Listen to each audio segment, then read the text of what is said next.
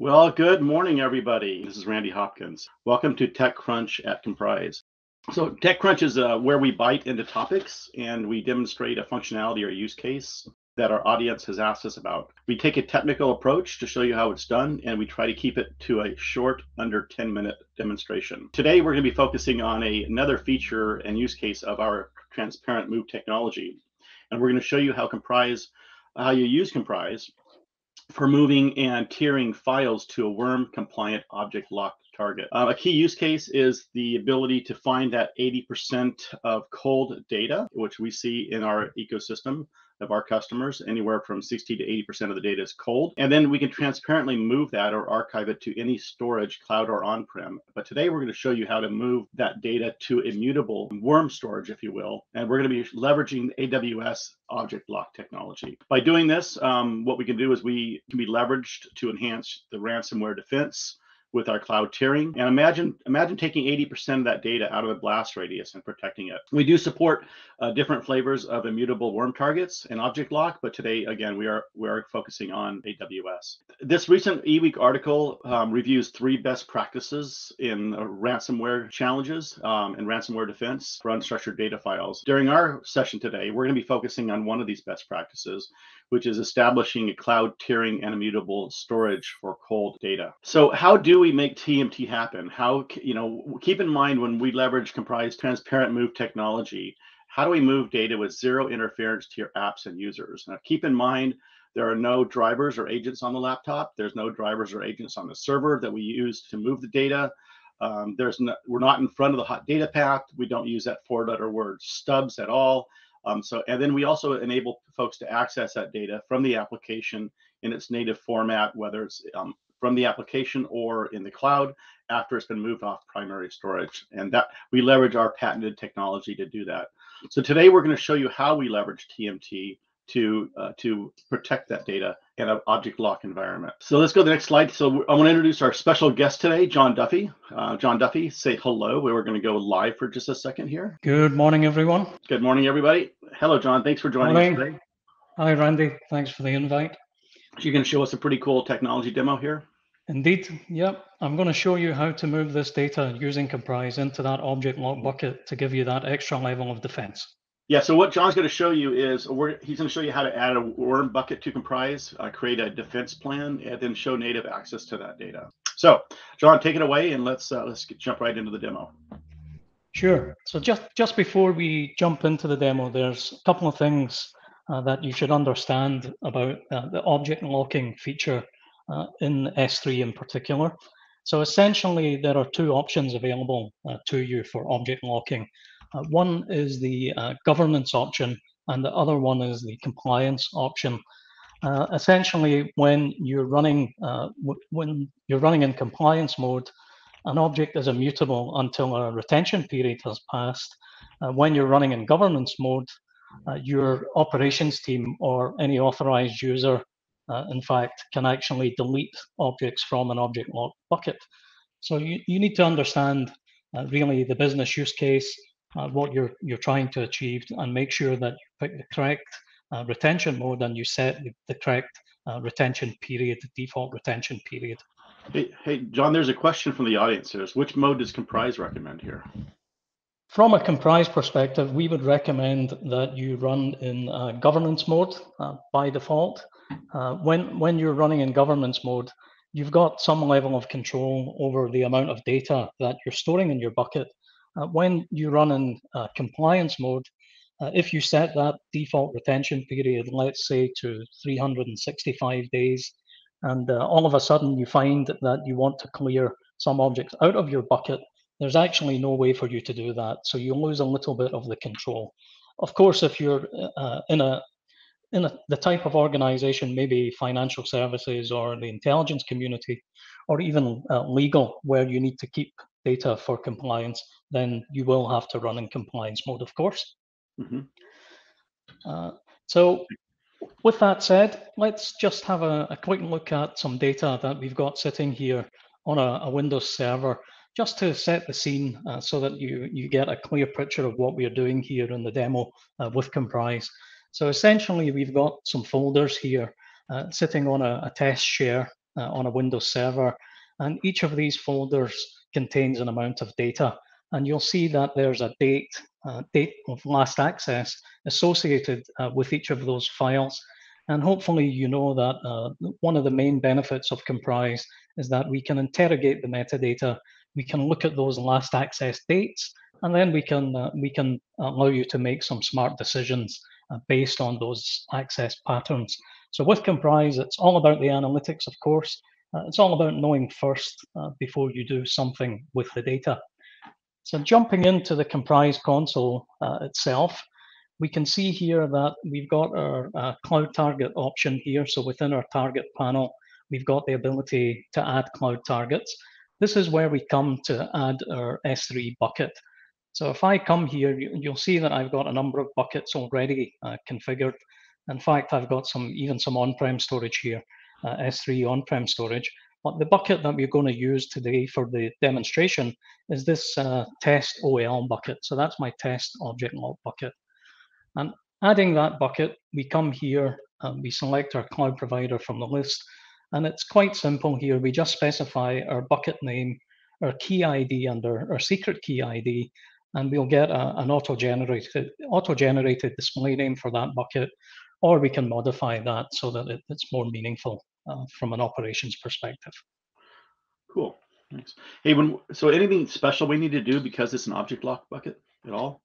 Absolutely nothing special needed here. Adding an object lock bucket is identical to adding any S3 bucket. We really couldn't make it any easier for you. And once we've added the bucket, of course, we can then use that bucket as our target, as the name infers here, and use that bucket to send data to in the cloud. And how do we do that? Well, if we look at the plan page here, this is essentially where we define the parameters. We set up our policy for the data that we want to move, and then that plan will kick off once activated and continue to run uninterrupted in the background, moving any data that meets our policy into that cloud bucket.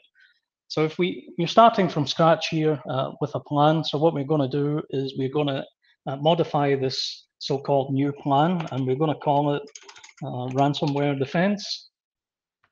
If we could spell, it would help. That's obviously that's a Scottish version of the ransomware spelling I was using there. So we're going to call it ransomware defense. And within our ransomware defense plan, we use logical grouping to group the shares or the data sets that we want together. So for the demo here, what we're going to do is call this group Windows data. And in the Windows data group, we're going to add that share that we looked at on the Windows server. So if I come here and I select my test share, and you can see on the data donut here on the right-hand side, if I just filter this to all shares in the plan, you'll see that we've got the data broken down by segments based on the last access time. So those folders that we looked at, those 7 different folders, map onto these ranges at the bottom here. And actually, if we mouse over any of the segments on the data donut, what you'll see is some extended information here. So we can see that the number of files not accessed in more than 3 years, in this case, is 45. It's about 26% of the data. Back over on the left-hand side, we've got our move file slider here, when we can select the criteria for moving the files that haven't been accessed in a given period. So let's move that just to 6 months for now and see what the impact of that would be. So immediately on the donut here, we can see a plan to move segment has appeared.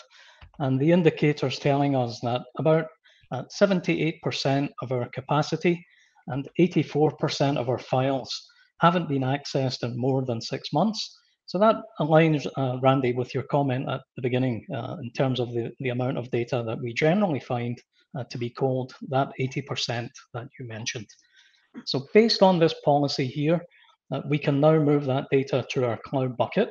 So if we come here into our list of targets, I mentioned the test object lock bucket is going to be our destination for this data.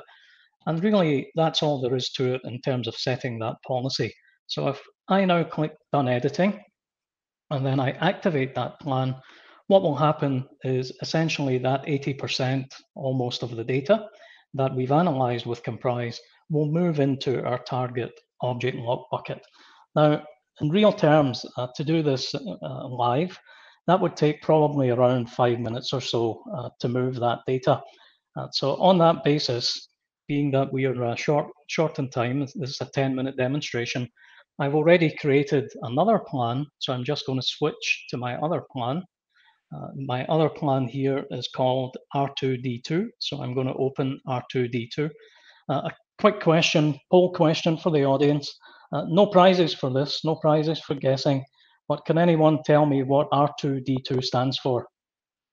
So there might be some Star Wars nerds out there. There's a question mark on the chat session there if anybody wants to put their answer in. I don't think you can see each other's answers, but we can. So I'll tell you, in the interest of time, I'll tell you. In this context, it stands for Randy's Ransomware Defense Demo. So if you had a clever Star Wars answer, you were wrong. So what we're looking at here in the plan is the same data set has been added to our R2D2 plan. We've gone through the analysis. We've defined our parameters here, our policy for moving that data. So anything that hasn't been accessed in more than 6 months, which amounts to a total of 140 files. Out of that total 7 folders worth of data, we're going to move 140 files. And you might remember that some of the data in those folders, deliberately we had access dates that didn't fall within our 6 months. So let's jump over to AWS, have a look at our bucket. So this is the AWS console. You'll see here that I'm looking at the same bucket, the test OL object lock bucket. And the objects here, the objects view shows me that I've got 4 folders, and those folders map identically onto our folders that we had. The structure is the same as our Windows server. If I click on one of those folders, you'll see that the documents in here, the PDF documents from folder 4, are now sitting in this bucket. And actually, if I click on the one of the items, it's one of the file items, I can see the properties here. If I scroll down a little, I can see that this file is sitting in this bucket with object lock enabled. My retention mode is compliance mode, so I'm not able to delete that object at this point. And my default retention period is 1 day. So that's the object level permissions. From a Windows Server perspective, we've already moved this data into the bucket here. We've archived that data into that object lock bucket. So if we jump back over to our Windows Server, and we see what that looks like. Randy mentioned the transparent move technology, and this is one of the most important parts of the Comprise solution. So let's just see what it looks like from a Windows Server side. So within our test volume here, I've got my folder number 4, and you can see the files that we looked at in the AWS bucket, the same set of 8 items, but each of these items is now a symlink. So it's no longer a full file, as I like to call it. It's a symbolic link or a Windows symlink, I should say, to that file. And you can see here the size of the file has changed. This file, in fact, the original version of this file was over 2 megabytes in size. It's now represented by a symlink. But importantly, if I click on that file, if I try to open that file or any of the other files within the folder here, what will happen is it's just going to open in native format in the Adobe Acrobat Reader. So those 2 files that I clicked, the PowerPoint presentation for Office 365, and then the 10 tips for mobile working, the user experience remains exactly the same. So there's no impact to the end user. And one of the cool, let me interrupt you. Somebody said, what about backups? And that's a good question. By doing this, we saw that about 78% of the data was cold, and that 78% of the data would go to object lock, and we leave those symbolic links behind. So that reduces the backup footprint significantly, which is another great defense and ransomware strategy, while at the same time reducing your backup licenses and improving the recovery time as well. So. And that was a good question from the floor and a great answer, Randy. Thanks for that. That's a side benefit of our transparent move technology that often gets overlooked. So I'm glad that someone asked that question. Yep. So in terms of the demo, there we have it. In the time it's taken you to drink a cup of coffee, I've demonstrated how to add that AWS worm bucket to Comprise. I created that ransomware defense plan and then demonstrated the native access to that protected data sitting in that object lock bucket in the cloud. So back to you, Mr. Hopkins. Cool. All a live demo and description, all in under 10 minutes. Thank you so much, John. Yeah, cool. Well, we have a lot of resources. You can find us on LinkedIn. We have blogs. We've got a number of different articles about transparent archiving on our website. We also have a number of articles that we reference on our website regarding ransomware defense and how we can help with that. So please go out there and you can find them out published on our site. As long as other sites as well. So if you have any topics that you want us to tackle, please feel free to contact me. There's my email address. Contact me directly, or John Duffy, or anybody at Comprise. We'll be happy to take your suggestions. Next time we do a TechCrunch, we're gonna be focusing on another cool functionality of Comprise called Deep Analytics Actions, and you are going to be blown away with the level of detail and finding those needles in a haystack and taking action on that data. Stay tuned for that one. That'll be next month. Thanks, Mr. Duffy. Really appreciate what you've done, and to everybody else, have a great rest of the week. Adios.